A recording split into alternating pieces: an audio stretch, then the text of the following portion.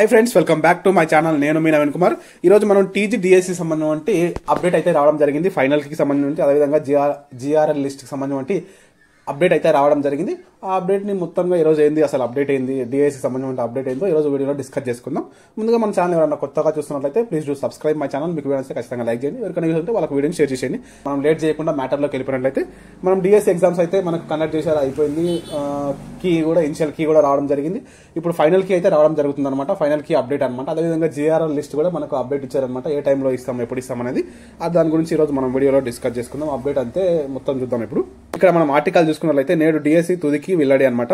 ఈనాడు హైదరాబాద్ కథనం ప్రకారం DSC online పరీక్షల తుదికిను పాఠశాల విద్యాశాఖ బుధవారం వెల్లడించే అవకాశం ఉంది. సంబంధించిన మొత్తం ప్రక్రియ పూర్తి చేసి అధికారులకు మరోసారి చెక్ చేసుకునేందుకు ఈ నెల 2వ తేదీన టీఎస్ ఆన్లైన్ కి పంపారనమాట. మళ్ళీ లిస్ట్ ని చెక్ చేసుకోవడానికి ఆన్లైన్ కి అయితే పంపారు. అభ్యర్థులు ఎవరికి వారు తుదికి ప్రకారం తమకు పరీక్షల్లో వచ్చిన మార్కులు తెలుసుకోవచ్చు. ఆ తర్వాత 2-3 రోజుల్లో డిఎస్సి 80 మార్కులు, టెట్ 20 మార్కులను కలిపి జిల్లాల వారీగా జనరల్ ర్యాంక్ లిస్ట్ ని అంటే జేఆర్ఎల్ ని విడుదల చేస్తారని చెప్పారనమాట. ఈనాడు న్యూస్ ప్రకారం ఈ రోజు మేబీ డిఎస్సి ఫైనల్ కి వచ్చే అవకాశం అయితే ఉంది.